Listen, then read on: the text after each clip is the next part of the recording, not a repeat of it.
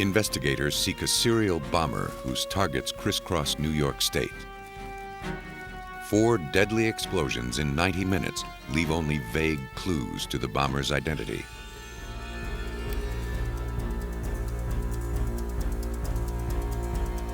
Detectives in Florida rush to the scene of a massive explosion at a lavish estate. Somewhere in the twisted wreckage lie clues that will lead them to the killer.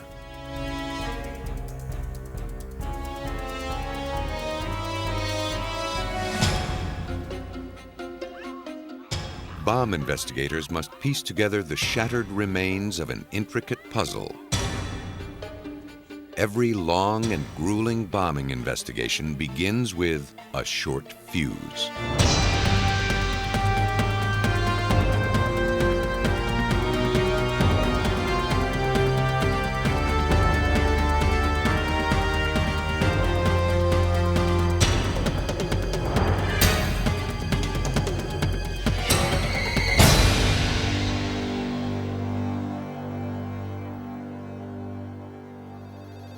Eleanor Fowler of West Valley, New York, had no idea the phone call she received a few days after Christmas in 1993 would be a prelude to death. A delivery service asked for directions to her house so they could deliver a package.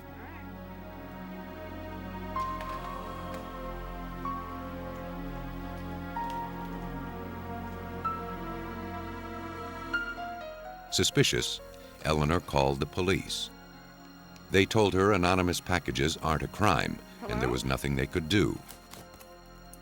Eleanor accepted the box with reluctance.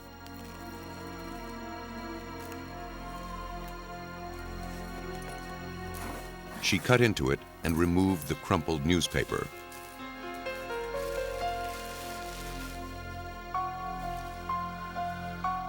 Inside, she found a toolbox. Whoever sent it didn't include a note.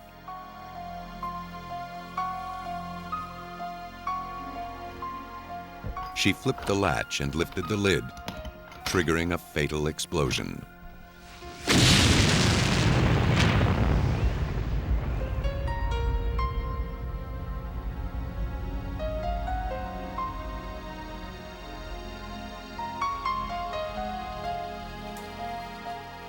Eleanor Fowler was the first victim in what was to become a statewide serial bombing.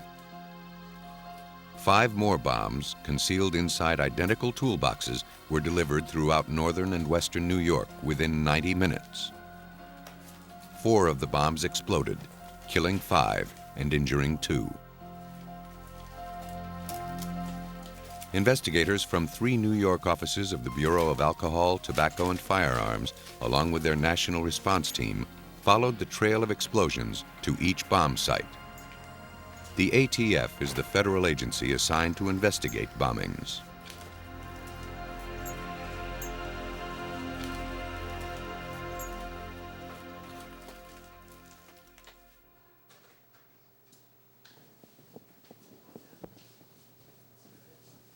Special Agent Scott Sammis of the Rochester Bureau of the ATF was one of the first agents to respond. The investigation starts on December 28th, 1993, when I receive a phone call from my supervisor, who tells me to respond to Buffalo. He's had several bombings, possibly several deaths. Please come out there and assist. I'm in Rochester. I'm an hour and a half away. He then calls me back a few minutes later and asks me to stay in Rochester because there's just been a detonation in Rochester with possibly some deaths there.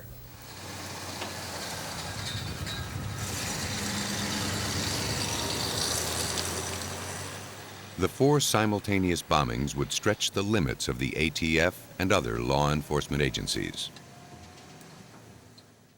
At each scene, investigators' first task was to find every piece of evidence, no matter how small, no matter how inconsequential it looked. It was too soon to tell what might point them to the person who sent the deadly packages.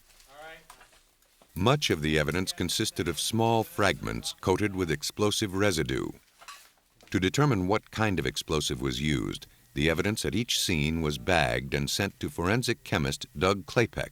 at the ATF laboratories in Rockville, Maryland. Well, in this case, we had to make sure that everything not only was stored separately up in Rochester, but was shipped separately down here. And different people were handling different parts of evidence. Even though things were already in airtight containers, we wanted to make sure that was the case. As the lab processed the evidence, investigators tried to trace the packages. The bomber used local delivery services and the U.S. mail, making the parcels difficult to trace. Unaware of their deadly cargo, the unsuspecting drivers made their rounds.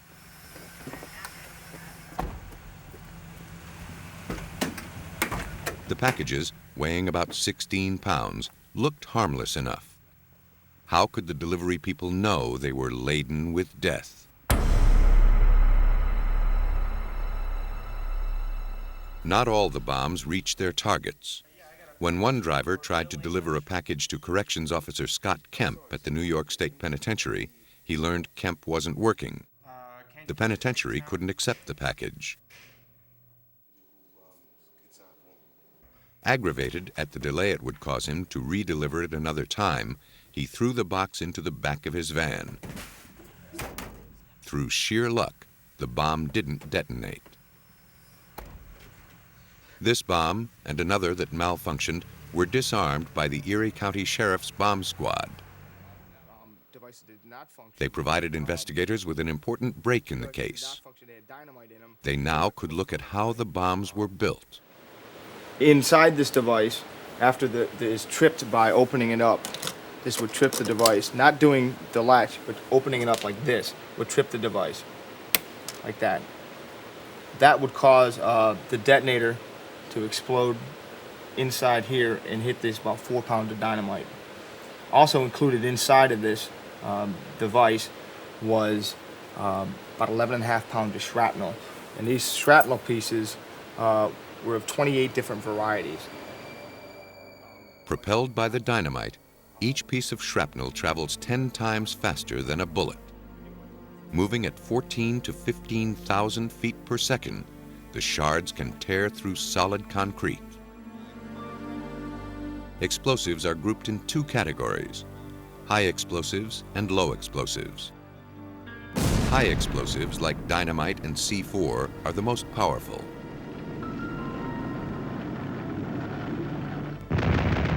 They are used commercially for demolition and excavation and for military applications.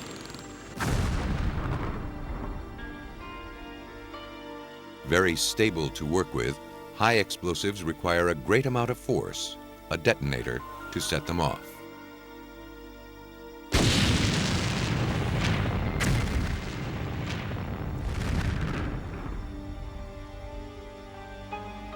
Low explosives include the flash powder used in firecrackers and smokeless powder used in shotgun shells. They're easier to ignite than high explosives and are the explosive of choice for amateur bombers. By looking at the degree of destruction at the New York bomb scenes, investigators knew immediately that it was caused by high explosives. James Crippen, a 9-year veteran with the Colorado Bureau of Investigation, trains law enforcement agencies to conduct bomb investigations at the scene and in the lab. He's seen his share of the havoc wrought by high explosives. Certainly a pound of C4 is going to do a whole lot more damage than a pound of black powder. You know, a pound of black powder, you know, make a pretty good bomb, but, you know, a pound of C4 will, you know, can devastate a building. I mean, you're talking a difference in detonation velocity of anywhere from 1,200 to maybe 1,800 feet per second for black powder to in the neighborhood of 25,000 feet per second for C4. So there's a lot more force involved, a lot more shattering force. But sometimes people can survive a bomb blast, even from a high explosive. Roosevelt Town resident William Lazore was a target of the New York serial bomber, but his suspicion saved his life. When Lazore picked up his package from the post office, the clerk joked that it might be a bomb.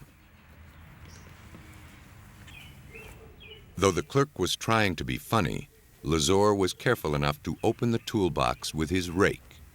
That added bit of distance and caution saved his life when the bomb exploded. Several hundred miles away in Cheektowaga, Robert Fowler was less fortunate. Eleanor Fowler's husband received his package at work. These pictures were taken from a surveillance camera that captures a still image every few seconds. They count down the final moments in the lives of Robert Fowler and his co-worker, John O'Donnell. Just before the explosion, another co-worker, Jeffrey Camp, offered to open the package with his pocket knife. The blast was so powerful, it threw Fowler some 15 feet down the hallway. Miraculously, Camp survived and can be seen fleeing the scene for help. 6 bombs, 4 explosions, 4 counties in New York State. Each unexploded bomb was nearly identical, packaged in a toolbox and mailed from Buffalo. The bombings shared another element. All the intended victims were related. All the family members are interviewed. There were other family members who were not targeted, who were found and interviewed, and who survived. And everyone was asked, who do you think might have done this? And everybody said, well, Mike Stevens, maybe he did it. 56-year-old Mike Stevens had a girlfriend named Brenda Shavir.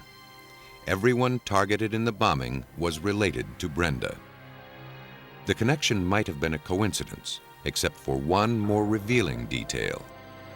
3 months earlier, the Monroe County Sheriff's bomb squad told Sammis that a restaurant manager near Rochester found more than 100 sticks of dynamite near a dumpster.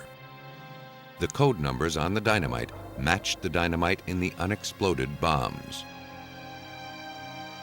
Investigators traced the numbers to the Kentucky Powder Company.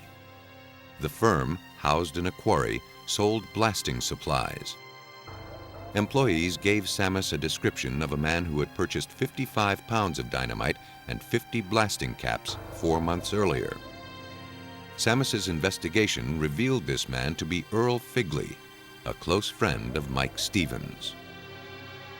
Sammis questioned Figley. Presented with all the evidence implicating him, Figley confessed that he and Stevens made the bombs and sent them to Brenda's family. Figley explained Stevens' motivation. Mike wanted to exact revenge on his girlfriend's family for not accepting him. The relationship between the two started becoming strained, and Mike started tapping her phone calls.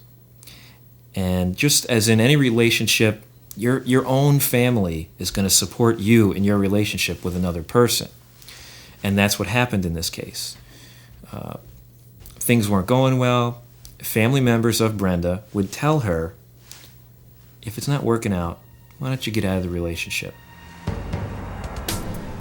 Police had enough evidence to arrest both Earl Figley and Mike Stevens, but they still had to build a case that could not be beaten in court. For that, they needed hard evidence to convict Mike Stevens.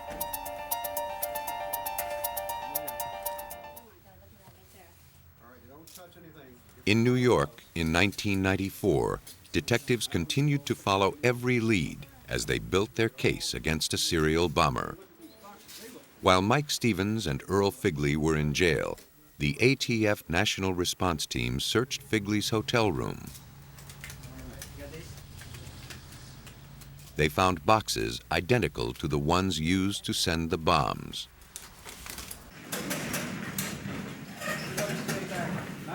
A tip led ATF agents and the Rochester Police Bomb Squad to a cache of evidence in a storage locker Stevens had rented several months earlier. Uh-oh, here we go. Inside the locker, police uncovered dynamite and blasting caps. Got it, Madeline? The explosives provided the ATF and other agencies with the ammunition they needed in their case against Stevens. But the incriminating evidence didn't stop with the explosives. The disguise that Earl Figley wore. They also recovered disguises Figley wore when he purchased equipment and mailed the bombs: a wig, beard, and theatrical makeup. And a beard and a mustache. They also found the books Stevens and Figley studied to learn how to construct the deadly weapons. The fact that these books exist represents the risk we take living in a free society, according to bomb expert James Crippen. The information has always been around on how to build devices. That's one of the things that we live with in the United States, because we have a very rigid view of freedom of information, no matter how much trouble it's going to cause us down the road. And I certainly agree with that point of view that, you don't want to restrict information. You just hope that people will use it responsibly. Besides the explosives and books found in storage, investigators also found tools in Stevens' home. And like most everything else used in a crime, tools can be traced. At the ATF laboratory in Rockville, Maryland, forensic investigators carefully studied wire cutters they found in Stevens' home. Toolmark specialists had to match the wire cutters with the marks they made on the wires found in all the bombs. Toolmark examiner Elizabeth Gillis. When you have two tools that come off the production line one after the other, they're each going to have their own individuality, their own individual marks, so that when you do make a test cut with the tools, you can put them on the microscope and be able to differentiate between which tool made which mark. First, Gillis cuts a piece of wire using the cutter she wants to test. The wire is the same type found in the evidence. Investigators must make dozens of cuts with the tool in order to study the angle, contact area, and other attributes of the cut. Only then can they match a wire with the tool that cut it. She places the test cut under a microscope, orienting it to the appropriate angle so that she can compare the test cut with the wire found in evidence. She then superimposes the two images to see if the two cut patterns match.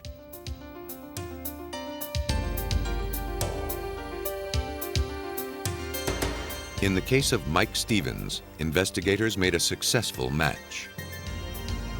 The wires used in all the bombs had been cut by the wire cutters found in the basement of Stevens' house.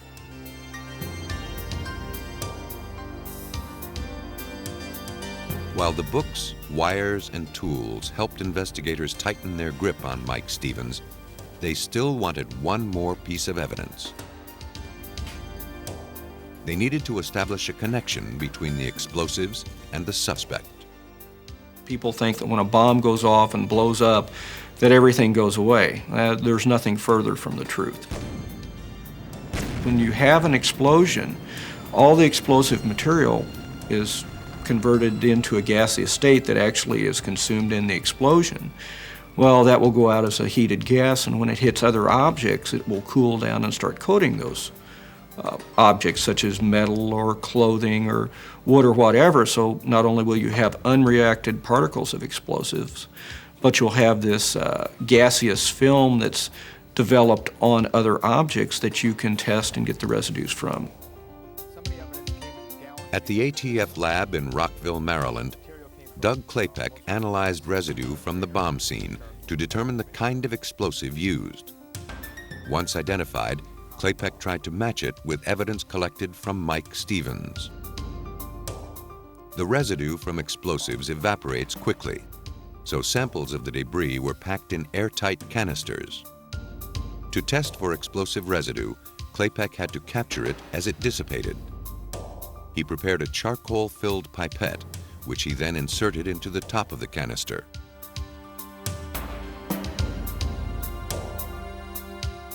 The apparatus was then attached to a vacuum. As the canister was gently heated, air was drawn out through the pipette. The charcoal inside the pipette grabbed the chemical components from the evidence. These chemicals were analyzed to see what explosive they came from. The test confirmed that dynamite was the explosive used in these bombs. Next, Klapek had to prove that Stevens and Figley had recently handled dynamite. If they had, its residue would have remained on their clothes. I found off of Stevens' boots and his clothes ethylene glycol dinitrate, which is only found in dynamite. There's no commercial use other than in dynamite for this material. Investigators had made their case. They had matched Stevens and Figley to explosives and the tools used to make the bombs. Any missing details were sewn together by Earl Figley himself. With this evidence, ATF agents determined that Mike Stevens constructed 6 bombs in the Rochester hotel room with the help of Earl Figley. In fact, to shift blame from himself, Stevens made sure Figley played a significant role in the murders. Mike Stevens was using Earl to do all his dirty work for him.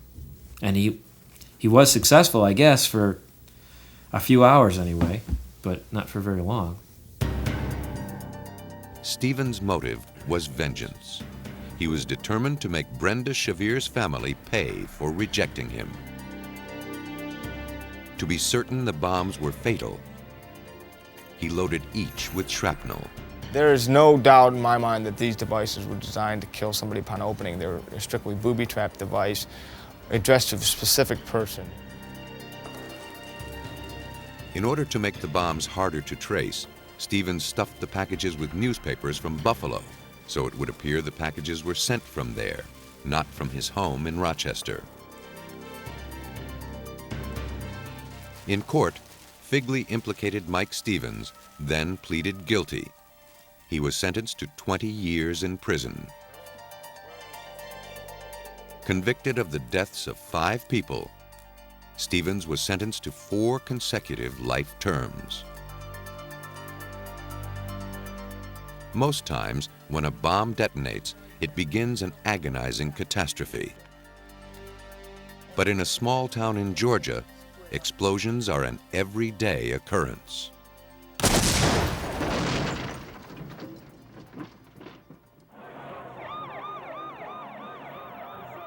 Worldwide, the number of bombings is increasing every year.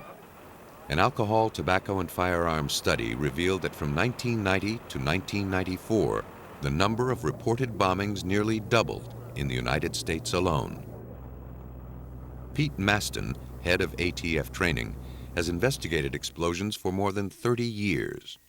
Well, the typical bomber is perhaps the ultimate coward. The typical bomber doesn't face, nor do they want to face their opponent. They would much prefer to use whatever subterfuge and cover they can. To make sure these criminals are brought to justice, the ATF brings young investigators and students to this testing ground in Brunswick, Georgia, to teach them how to catch a bomber. Here, the ATF trains evidence technicians, fire investigators, schematic artists, and explosives technicians. At the academy, each skill is refined by repetition. On this day, ATF bomb scene instructors will test their students' knowledge by detonating 3 car bombs, simulating real crime scenes. The men building and packaging these explosives are highly trained experts. Their job is as delicate as it is dangerous.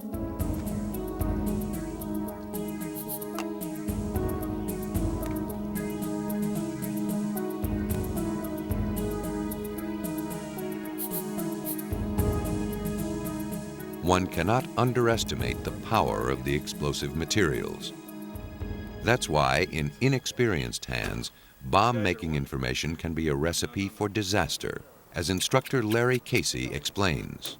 All that information that's available doesn't have proper safety precautions in it, and the learning skills of sequential assembly processes, things that are important to know for safety reasons, are totally missing there. So they're always at great risk to blow themselves up.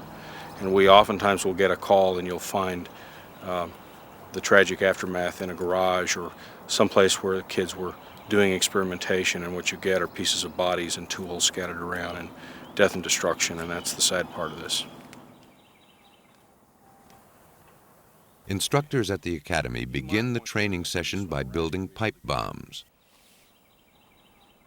These bombs are not mock-ups, they are real. The explosive powder must be filled with great care. Just a few grains stuck in the pipe thread could trigger a blast. A small spark or even static electricity could ignite the powder.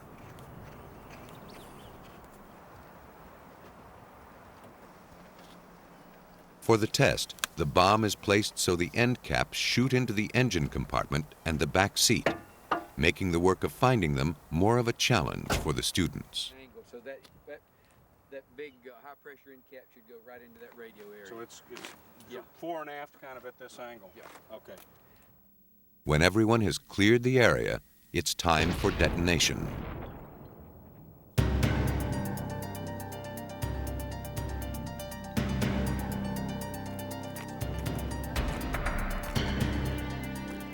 After the explosion, ATF investigators inspect the wreckage.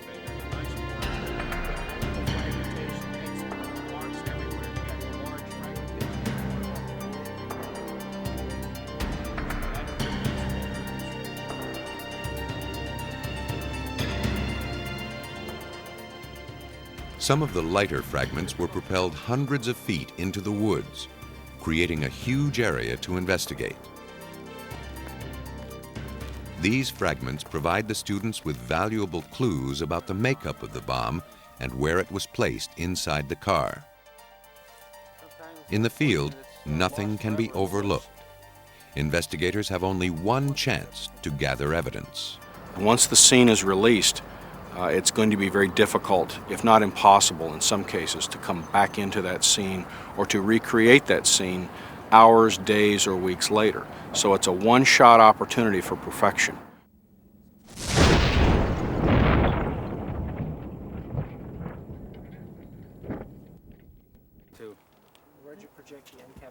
It quickly becomes evident how destructive these small pipe bombs can be. This explosion was so powerful that part of the cardboard carton pierced the car's steel door. It's difficult to tell. Smaller holes. Other fragments sliced through the roof as if it were foil.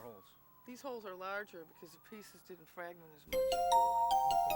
Instructors prepare the next bomb by mixing several low explosives into one powerful cocktail.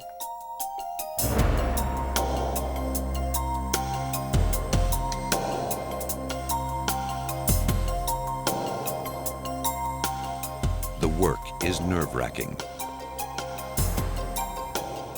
The powder must be tamped into the pipe and the detonator delicately taped to the loaded bomb.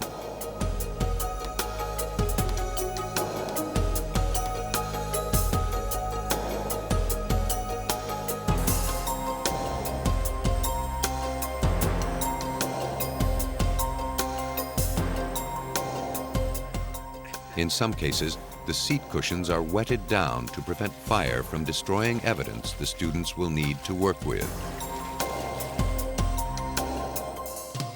The final package is ready to detonate.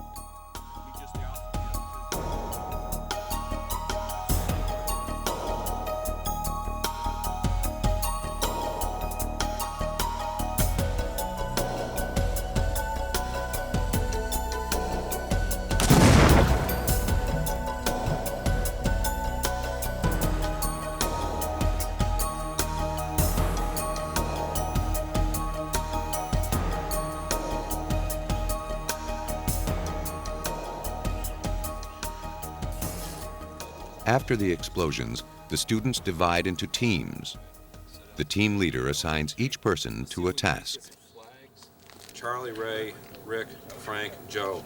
And Colin's going to kind of be the overseer of that group. What you found, if you feel like you found something that's a really critical piece of evidence, it's going to give us, particularly the guys that are on the car to give them an idea on what the device is, to help them look more deeply into certain things, let's bring that up. The students work together to investigate the bomb scene. In the field, ATF agents have to work quickly and under a great deal of pressure. Students are taught early on they will have to work with state and local authorities, laboratory technicians, and most importantly, each other to solve a crime. One team begins its work by forming a perimeter around the scene. Then they divide the area into quadrants before they begin their search for fragments.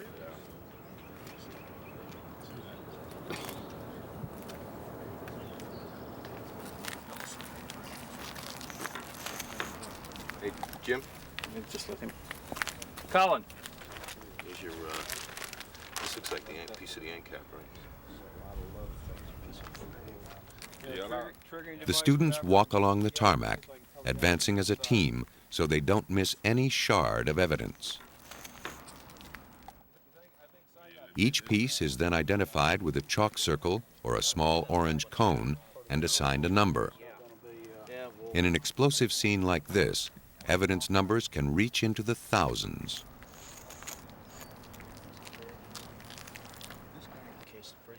One team member records the identification number and exact location of each piece of evidence.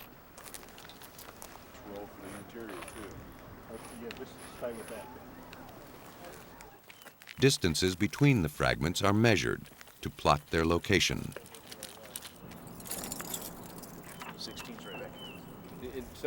Another team closely inspects the damage inside the car.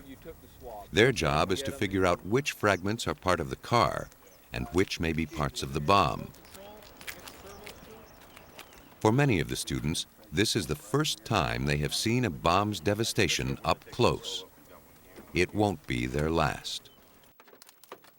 And while the damage to the car looks complete, valuable evidence remains embedded in the wreckage. Hatchets, hammers, and crowbars are brought in to pull these clues from the vehicle. The car is literally dissected as students search for pieces of the bomb lodged in or behind the dashboard. They never know where they might find the most significant piece of evidence. The students then move the car and search underneath. Bombs explode in all directions, and clues typically become embedded in the asphalt.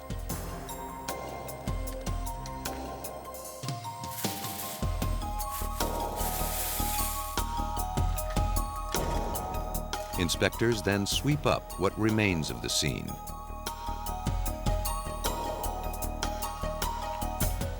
The debris is then carefully sifted through a thin wire screen to separate any small clues that may have been overlooked.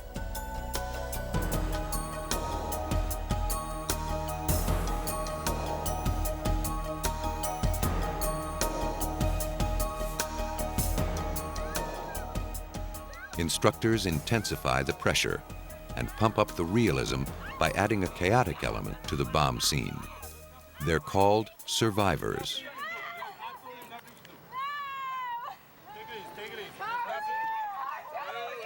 Role players portray panicked victims and family members whose loved ones have been killed or injured in the blast. The scenarios are built on actual occurrences. The students must learn to be firm but compassionate in the emotionally charged atmosphere. As the actors rush toward the bombed-out car, they're stopped by students who must be able to comfort them and keep them clear of the investigation. Once the scene is cleared, it is photographed and videotaped. Fragments are then collected and sent to a lab. These thorough investigation methods must be learned if the students ever hope to catch a bomber. You've got to be able to prove your investigation in a court of law. And most of the time, that takes forensic evidence that puts the bomb in the hands of the bomber. In the classroom, they get an anatomy lesson. learning the vital parts of a bomb. Tape, pipe, detonator, and wires are all carefully examined as the students begin to piece together the evidence gathered outside at the bombing scene.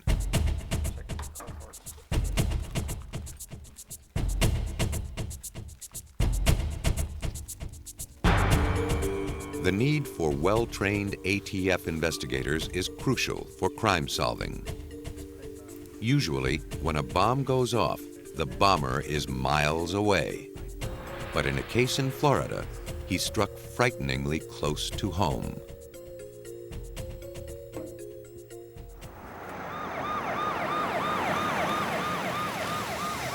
On July 9, 1985, two deafening explosions, seconds apart, rocked a quiet suburban neighborhood in Naples, Florida. The Collier County Sheriff's deputies immediately arrived at the scene. But the explosion had already taken the lives of two people. Matron of the wealthy Benson and Hedges tobacco family, Margaret Benson, and her adopted son Scott were killed. Margaret's daughter, Carol Lynn, was critically injured.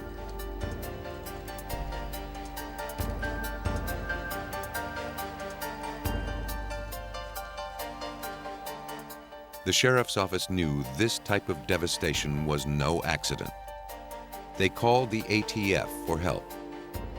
Special Agent Ralph Ostrowski worked the investigation.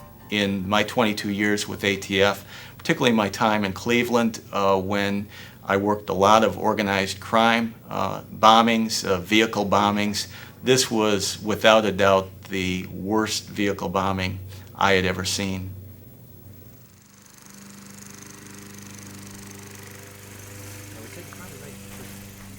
Ostrowski and his team immediately set out to discover what caused the destruction. Debris from the exploded Chevy Suburban was spread for yards around. Oftentimes, especially in a bombing of this magnitude, debris can be spread hundreds of feet, well beyond what you think it would be. ATF agents worked with police to establish a procedure to conduct the evidence gathering. The agents had done this many times before, and they knew this case was going to take a lot of time to solve.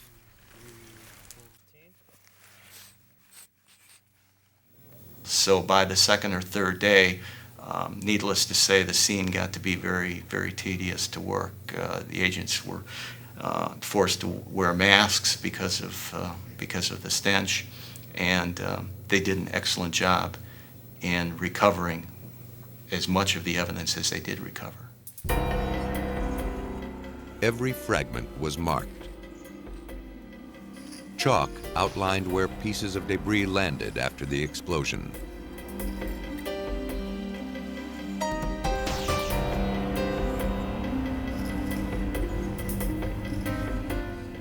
It didn't take long to discover the probable cause of the explosion.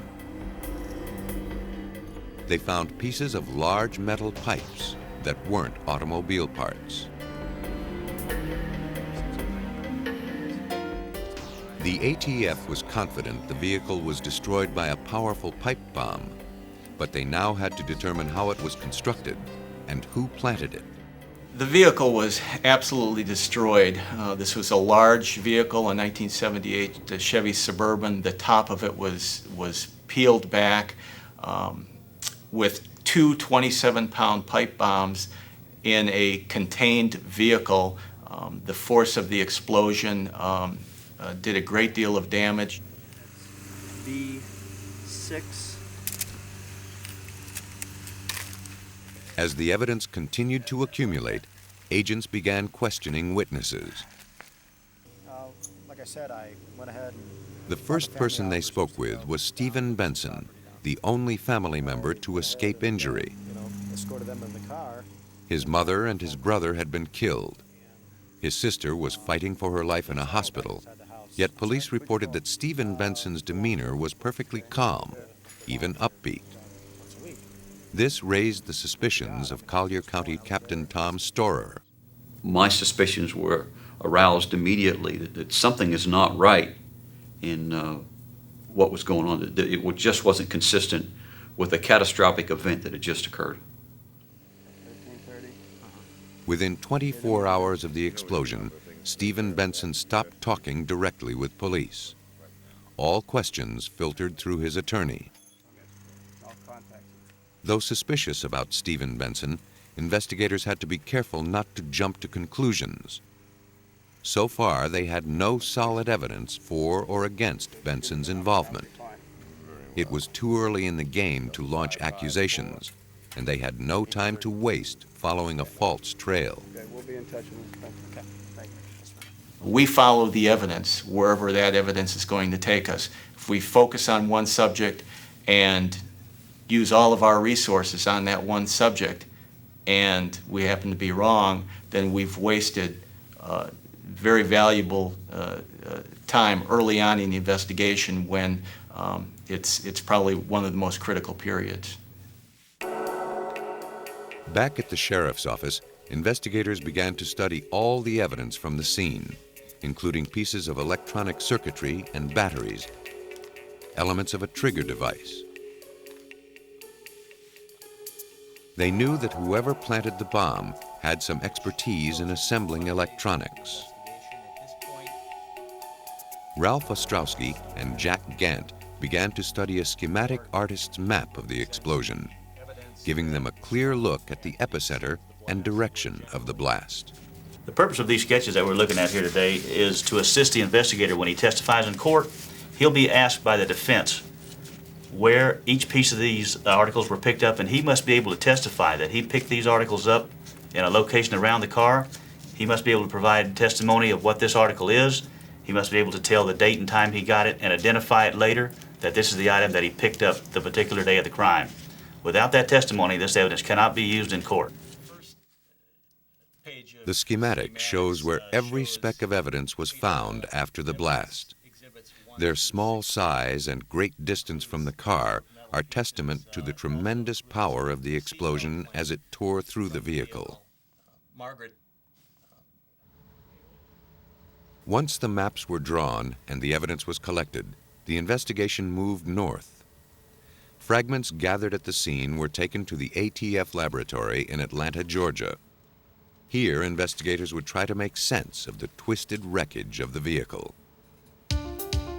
Forensic chemist Walter Mitchell, a 26-year veteran of the ATF, started with a visual inspection of the fragments.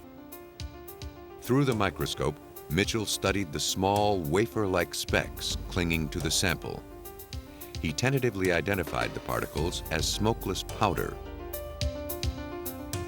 To confirm he was dealing with smokeless powder, Mitchell had to test it chemically using a process called thin layer chromatography. First, he coated a sheet of glass with an absorbent layer. Then he placed dots of the smokeless powder and his unknown sample on it. The glass was dipped into a tank of solvent. As the solvent was drawn up the absorbent layer, it carried with it small quantities of the dissolved powders. If the powders were the same, they'd migrate the same distance up the glass, forming streaks of identical length and color. Mitchell removed and dried it. Then he put the glass under ultraviolet light to compare the colors of the streaks. In this case, the color of the smokeless powder and the unknown sample matched. A comparison of the lengths of the streaks matched too. The test confirmed Mitchell's suspicions. Smokeless powder was used to blow up the vehicle in Naples, Florida. But scientists in the laboratory could not find any way to link the bomber to the bomb fragments. That evidence would have to come from somewhere else.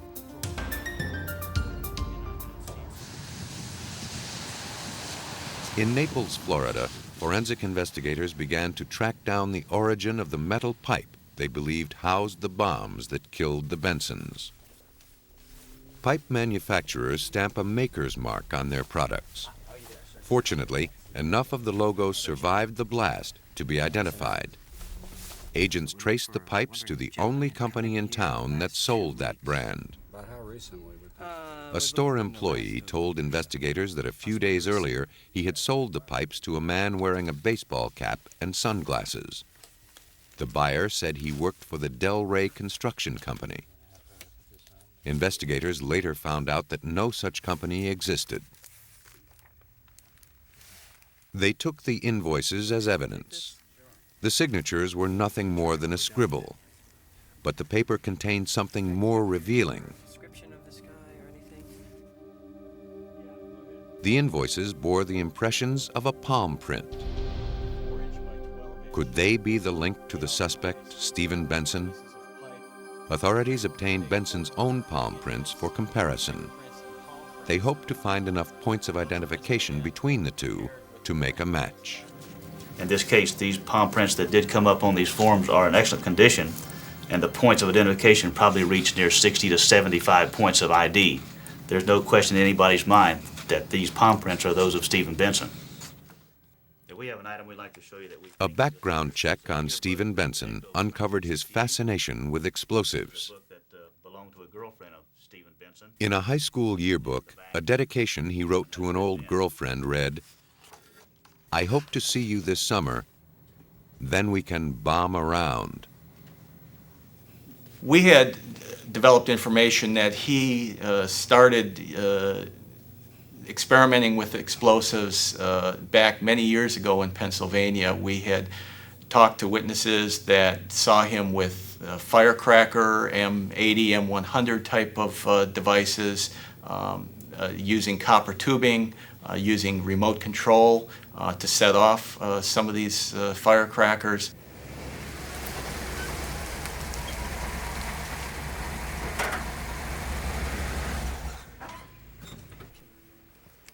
To understand Benson's possible motivation for murder, authorities looked to a financial auditor.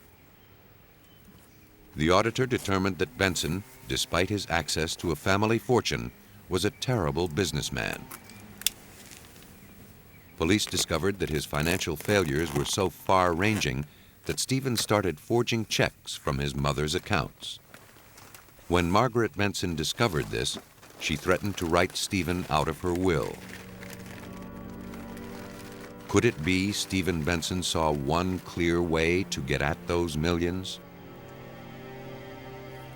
Investigators believe Benson used his expertise in electronics to construct the two deadly bombs and the trigger device he used to set them off.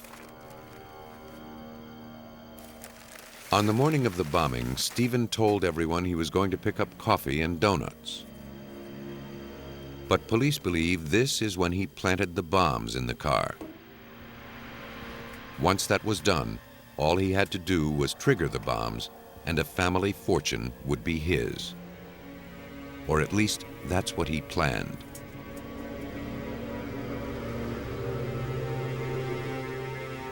After Stephen placed the bombs under the car, he drove back home. He was gone approximately 45 minutes.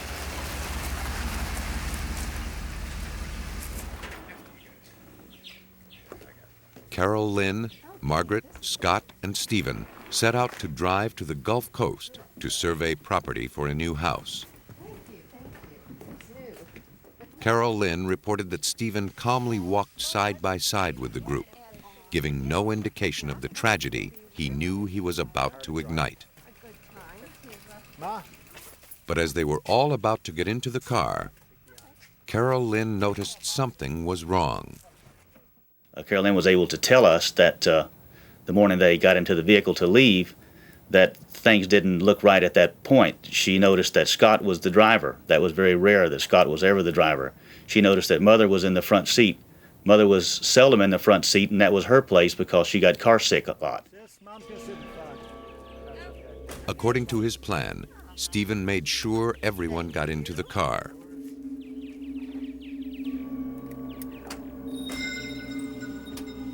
Just before they were about to leave, Stephen excused himself to pick up something he'd forgotten.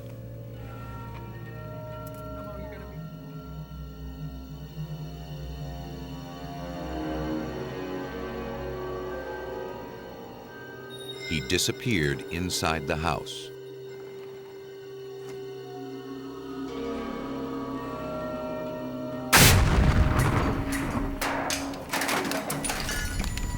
The investigation into the bombings uncovered the evidence needed to arrest and convict Stephen Benson. He was sentenced to life in prison. Bombs are built from common materials by people with an uncommon thirst for vengeance. Easily concealed, utterly devastating, a bomb can detonate anytime, anywhere. It's this simple truth that makes bombing so challenging to investigators and so chilling for the rest of us. But investigators have the advantage. When a bomber does strike, he always leaves his weapon at the scene of the crime. And with it is the residue of his guilt.